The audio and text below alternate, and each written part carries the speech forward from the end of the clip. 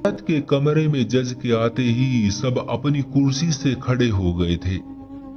वकील भी अपनी कुर्सियों से खड़े होकर अपने मुवक्किल की फाइल जज साहब को दिखाने लगे। मेरी पत्नी दाएं तरफ आखिरी कुर्सी पर काली चादर ओढ़े बैठी थी।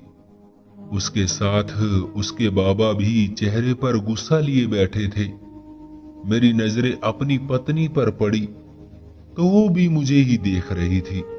नजरों को घुमाकर मैंने एक नजर उस पर डाली जिसकी वजह से आज मैं यहाँ बैठा था। वो मुझे देखकर नफरत से अपना रुख बदल गई। उसकी बिना वजह की नफरत मेरे अंदर एक आग सी भड़का गई थी। अभी कुछ दिन पहले ही तो मुझसे पूछकर मायके रहने गई थी, तब तो बिल्कुल ठीक ठाक थी। मैंने कहा 4 दिन बाद तुम्हें लेने आऊंगा।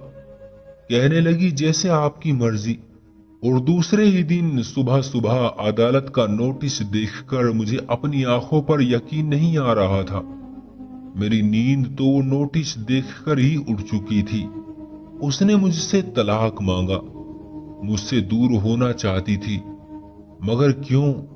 पहले तो मुझे अपनी आंखों पर यकीन ही नहीं आया। मेरा दिल ये पढ़कर जोरों से धड़क उठा। मेरा दिल और दिमाग उलझ कर रह गए।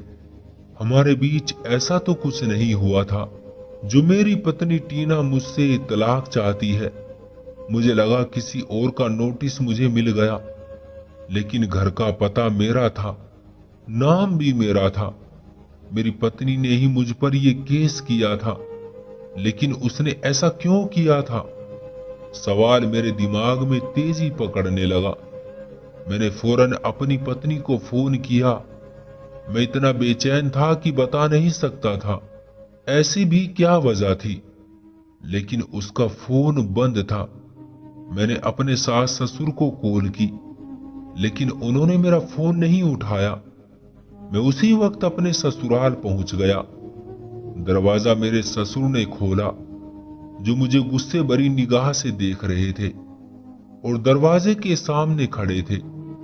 मैंने कहा मुझे अंदर आना है, अपनी पत्नी से बात करनी है।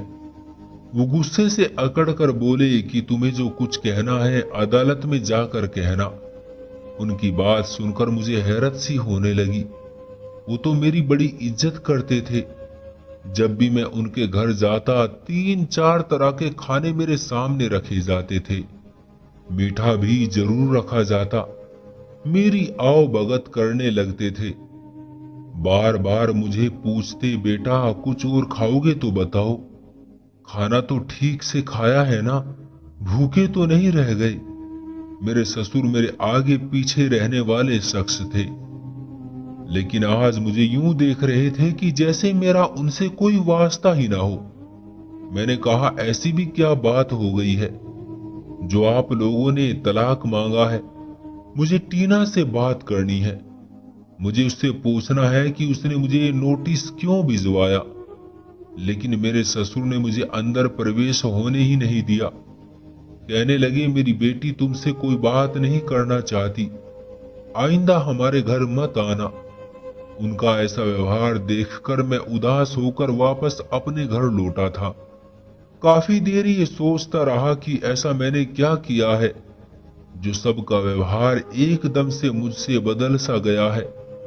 मैं भी सोच सोच कर पागल सा होने लगा था, लेकिन मुझे कोई ऐसी बात याद नहीं आ रही थी जो मेरे और टीना के बीच अनोखी सी हुई हो। कभी कभार के छोटे मोटे झगड़े ही तो थे जो हर पति पत्नी में हो जाते हैं। मुझे 3 दिन बाद अदालत के सामने पेश होना था, मगर मैंने अगले ही दिन एक वकील के सामने मेरी पत्नी का भेजा हुआ नोटिस रख दिया। वो वकील मुझसे नोटिस की वजह पूछने लगा। मैंने कहा मैं इसकी हर जरूरत का ख्याल रखता हूँ और जो इल्जाम मुझ पे लगाए गए हैं वो सरासर झूठे हैं। वो कहने लगा इतना बड़ा मसला नहीं है, अदालत सुलह करने का मौका जरूर देती है, और अगर तुम्हारी पत्नी की बात झूठी हुई तो तलाक नहीं होगी। न जाने क्यों, लेकिन मुझे वकील की बातों से तसल्ली नहीं हुई थी। मेरा दिल बेचैन सा था। एक ऐसे इंसान की दिली और दिमाग की हालत कैसी हो सकती है जिसे सजा तो बहुत बड़ी सुना दी हो, लेकिन उसे अपना जुर्म पता ही ना हो। और अब मैं कमरा अदालत में बैठा था। न जाने क्यों मेरी धड़कनें बढ़ने लगी थी। 4 दिन से मैं सोच सोच कर पागल हो गया कि हमारे बीच ऐसा क्या हुआ है जो टीना मुझसे तलाक मांग रही है। वो तो समझदार औरत थी। मेरे हर हालात में उसने मेरा साथ दिया है। तंगदस्ती में भी मैंने कभी उसके मुंह से शिकवा नहीं सुना। और अब तो मेरे कारोबारी हालात भी काफी बेहतर हो चुके हैं। घर में भी कोई तंगी नहीं है। मैं अपने बेटे की भी सारी जरूरत पूरी कर रहा था। और अगर टीना ने तलाक ले ली तो मेरे बच्चे का क्या होगा? मेरा घर तो बर्बाद हो जाएगा। मेरे बच्चे की दिमागी हालत खराब हो जाएगी। या वो मेरे पास रह सकेगा या अपनी माँ के पास। माँ बाप दोनों के होते हुए भी वो बस किसी एक की ही मोहब्बत को पा सकेगा और दूसरे की मोहब्बत से वंचित रहेगा। क्या किया था मैंने जो मैं सोच नहीं पा रहा था? मुझे अफसोस है, दुख तो इस बात का था कि टीना माँ होकर भी ये सब नहीं सोच रही है। मेरे दिन रात किस तरह से गुजर रहे थे ये मैं जानता था।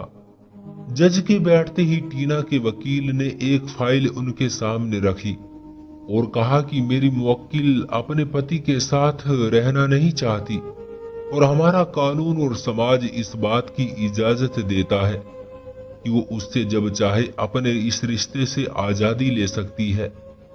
जज बहुत संजीदगी से वो फाइल पढ़ रहा था। मेरे दिल का ये हाल था जैसे दिल निकलकर बाहर आ जाएगा। हमारे घरों में कहां आज से पहले ये सब हुआ था। न कभी पुलिस स्टेशन से वास्ता पड़ा था, न ही कोई कोर्ट कचहरी कभी जाना हुआ था। और अब टीना ने मुझे न जाने किस जरा सी बात के लिए अदालत में जज के सामने ला खड़ा किया था। हमारे यहाँ पति पत्नी के मामलात घरों में ही हल किए जाते हैं, कभी कचहरी की नौबत नहीं आई थी। और जो इल्जाम उसने मुझ पर लगाया था वो गलत तो था ही, लेकिन ऐसी बातें जो सरेआम करना सही नहीं समझा जाता था। और एक औरत का इस बारे में बात करना तो हम जैसे मर्दों के लिए डूब मरने का मकाम था। हमारे खानदान में तो औरत 4 दीवारी में ही रहती थी। अगर टीना ने पति पत्नी में होने वाली छोटी मोटी नोक झोंक और झगड़ों को वजह बनाया था तो ये बात उसकी बेवकूफी वाली बात थी। भला ऐसी बातों से पति पर कोई ऐसा इल्जाम लगा सकता है? कौन से पति पत्नी ऐसे हैं जिनकी आपस में कभी बहस न हुई हो? मेरा दिल घड़ी की सुई की तरह धक धक कर रहा था। पेट में गांठ सी उठने लगी थी। न जाने क्या क्या सवालात पूछे जाएंगे। मेरे वकील ने भी मेरी फाइल जज के सामने रख दी जिसमें यह लिखा था कि पत्नी का लगाया हुआ इल्जाम गलत है। जज से मेरे वकील ने मेरी पत्नी से सवाल करने की इजाजत मांगी। जिस किस्म के सवालात वो टीना से करने वाला था, मेरी शर्म से आंख झुक गई थी। टीना कटघरे में आकर खड़ी हो गई। मेरा वकील उसके सामने खड़ा हो गया। पहला सवाल उसने टीना से ये किया कि आपके कितने बच्चे हैं? वो कहने लगी कि एक बेटा है। वकील मुस्कुराने जैसे अंदाज में बोला, मैडम, आपकी शायद दिमागी हालत ठीक नहीं है। आपने तलाक लेने के लिए जिस बात को वजह बनाकर पेश किया है वो ये है कि आप अपने पति से इसलिए तलाक लेना चाहती है कि वो नामर्द है। और अब आप भरी अदालत के सामने ये कह रही है कि आप एक बच्चे की मां हैं। मैडम, जरा सोच समझकर जवाब दें, क्योंकि हमारे साइंस और टेक्नोलॉजी के मुताबिक नामर्द बच्चा पैदा नहीं कर सकता। और अगर आपका पति वाकई नामर्द है तो इस बच्चे के बाप की मौजूदगी में आप अपने पति के होते हुए भी एक चरित्रहीन औरत के जैसा जुर्म कबूल करें। वकील की ये बातें मुझे पानी पानी कर गई थी। लेकिन मुझे हैरत थी कि मेरी पत्नी चुपचाप खड़ी थी, वरना जिस तरीके से मेरा वकील उसे फंसा रहा था, उसे तो घबरा जाना चाहिए था। वो खुद मुजरिम बन सकती थी। जी मैं जानती हूँ, टीना ने बेझिझक जवाब दिया था। मेरे वकील ने उसे ताज्जुब से देखा। कहने लगा, आप अदालत को बताना पसंद करेंगी कि आपको किस बात से अंदाजा हुआ कि आपका पति नामर्द है? टीना के बजाय उसका वकील बोल पड़ा। कहने लगा, जज साहब, मेरी मुवक्किल से वकील साहब बेबुनियादी सवालात कर रहे हैं। एक औरत अपने पति के साथ रहना ही नहीं चाहती तो तलाक का हक रखती है ना? जज ने अगली तारीख इस बात को कहकर दे डाली। 1 हफ्ते के अंदर अंदर दोनों आपस में सुलह करना चाहे तो वकील उनकी मदद करे। अदालत से बर्खास्त होते ही टीना अपने बाबा के साथ कमरा अदालत से बाहर निकली। मैं तेज कदम उठाता हुआ उसके सामने खड़ा हो गया। मैंने कहा, तुम ये क्या कर रही हो? होश में तो हो? वो कहने लगी, मुझे आपसे कोई बात नहीं करनी। ये कहकर वो तेज कदम बढ़ाती हुई आगे बढ़ गई। मेरे वकील ने भी टीना से बहुत कहा कि वो एक मुलाकात कर ले ताकि सुलह का कोई रास्ता निकल सके, लेकिन वो नहीं मानी। अगली पेशी पर मेरा वकील पूरी तैयारी से आया था। मेरी एक मेडिकल रिपोर्ट जज के सामने पेश की गई, जिसमें मैं बिल्कुल फिट था। जज ने रिपोर्ट पढ़ने के बाद टीना से कहा कि आप क्यों अदालत का वक्त बर्बाद कर रहे हैं? जो इल्जाम आप अपने पति पर लगा रहे हैं वो सरासर गलत है, ये बेबुनियाद है। वो कहने लगी, मैं साबित कर सकती हूँ कि मेरा पति नामर्द है। ये सुनकर कमरा अदालत में बैठे लोग सब हैरान हो गए थे। फिर वो कहने लगी, मेरी शादी को 4 साल गुजर चुके हैं। हमारे धर्म में जो पत्नी के हक पति के जिम्मे लगाए गए हैं, उनमें से एक भी गुण मेरे पति में नहीं पाए जाते। मर्द की मर्दानगी को साबित करने के लिए सिर्फ मेडिकल रिपोर्ट काफी नहीं होती, या उसकी औलाद का पैदा होना नहीं होता। असल मर्द तो अपनी अलग ही शान रखता है। वो मर्द होता है जिसकी आगोश में औरत खुद को सुरक्षित समझे। जो औरत उससे बातें करे तो वो उसकी बात सुनकर खुश हो जाए। जो औरत की तकलीफ का एहसास करे, जैसे औरत के जिम्मे अपने मर्द के हर हुक्म को मानना लगाया गया है। इसी तरह मर्द की शान भी इसी में है कि जब वो घर में दाखिल हो तो उसे देखकर औरत खुशी से झूम उठे। लेकिन मुझे ये कहना पड़ रहा है कि मेरा पति गंदी गालियां बकता है। उसके काम करने में जरा सी गलती हो जाए तो वो मुझे कुतिया कहकर पुकारता है। कहता है, मैं तेरा खाना पीना पूरा करता हूँ, मेरा तुझ पर एहसान है कि तुझे अच्छे कपड़े पहनाता हूँ। तेरे गरीब माँ बाप तुझे ये सब दे नहीं सकते थे, मेरा एहसान माना कर। मेरा बाप बेशक ज्यादा अमीर नहीं है, लेकिन उसने आज तक न कभी मेरी माँ को गाली दी, न कभी मुझे। रोटी कपड़ा देना मेरे पति का फर्ज है, ये उसका मुझ पर एहसान हरगिज नहीं है। मेरा बाप मुझे मेरी रानी कहकर पुकारता था और मेरा पति मुझे कुतिया कहकर पुकारता है। ये वो शब्द है जिसे वो दिन में मेरे लिए कई बार इस्तेमाल करता है। मर्द तो वो होता है जो किसी चरित्रहीन से शादी करके उसे भी इज्जत से पत्नी का दर्जा देकर उसे भी इज्जत से पुकारे। मेडिकल रिपोर्ट से मेरा पति बेशक मर्द है, लेकिन संस्कारी और इंसानियत के तौर पर वो मर्द कहलाने का हकदार नहीं है। कई बार अपनी पसंद का काम न होने पर ये मेरे मुंह पर थप्पड़ भी मार देता है। अफसोस तो इस बात पर है कि उसे ये सब करते हुए जरा भी हिचकिचाहट नहीं होती। मैं पिछले 4 साल से इसी दिमागी दर्द का शिकार हूँ, लेकिन अपने माँ बाप से भी शिकायत कभी नहीं की। वो हमेशा मेरे पति की इज्जत करते रहे हैं। अपनी गुर्बत के बावजूद उन्होंने कभी मेरे पति की आओ भगत में कोई कमी नहीं की।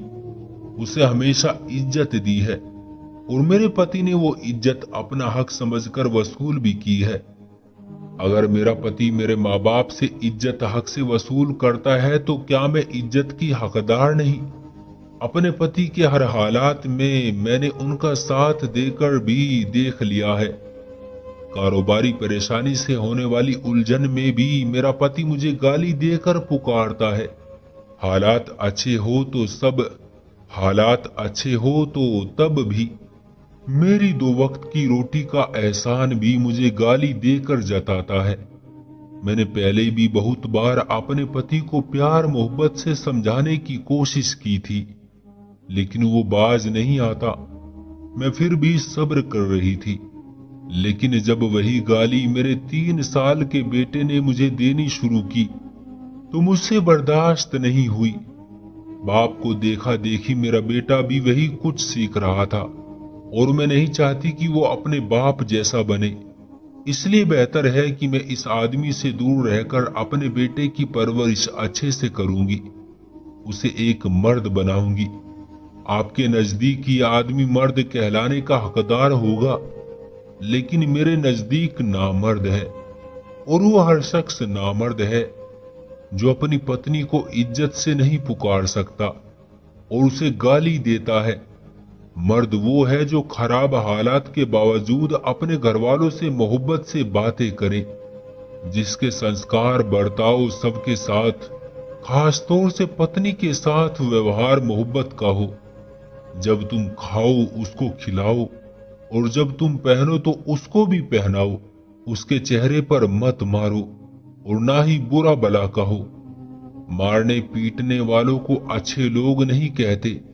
अपनी पत्नियों पर कभी हाथ नहीं उठाना चाहिए। गाली देना हमारे समाज में एक आम आदत सी हो गई है और ज्यादातर लोग अपनी पत्नियों को गाली देने में हार नहीं समझते। मैं भी उन्हीं मर्दों में से था। मुझे कभी ये एहसास ही नहीं हुआ कि मेरे गाली देने की आदत से टीना का दिल दुखता होगा। मुझे लगता था जैसे मैं गाली देकर भूल जाता हूँ, वो भी भूल जाती होगी।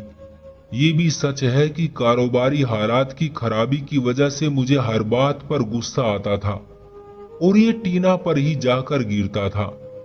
मैं अपने बाबा को भी यही सब करते देखता था, इसलिए मैं भी बचपन में ही गाली देना सीख गया। वक्त गुजरने के साथ साथ मुझे आदत होती चली गई, इतनी अच्छी तरह से कि मुझे एहसास तक नहीं हुआ कि गाली भी एक पाप है। मैंने भरी अदालत के सामने टीना से माफी मांगी और उसे इस वादे के साथ वापस लाया कि आइंदा से कभी मुझसे शिकायत नहीं होगी। ये बात मुझे टीना पहले भी बहुत बार से कह चुकी थी, लेकिन मैंने कभी इस बात को संजीदगी से नहीं लिया था, इसलिए उसने ये रास्ता अपनाया। मेरे जैसे और भी बहुत से मर्द शायद ऐसा ही करते हो, तो मेरी उनसे गुजारिश है कि आज से वो भी खुद से वादा कर लें कि अभी से ही पत्नी को गाली बकना बंद कर देंगे। जाने गाली सुनकर आपकी पत्नी के दिल पर क्या बीतती होगी। तो दोस्तों, ये थी हमारी आज की कहानी। उम्मीद करते हैं कि आपको पसंद आई होगी। आपका क्या कहना है इस कहानी के बारे में? कमेंट करके हमें जरूर बताएं। वीडियो को लाइक करके चैनल को सब्सक्राइब कर लीजिए, साथ में घंटी को दबाकर ऑल पर सेट कर लीजिए ताकि आने वाली वीडियो आपको तुरंत मिले। मुझे दीजिए अगली वीडियो तक इजाजत। तब तक के लिए धन्यवाद।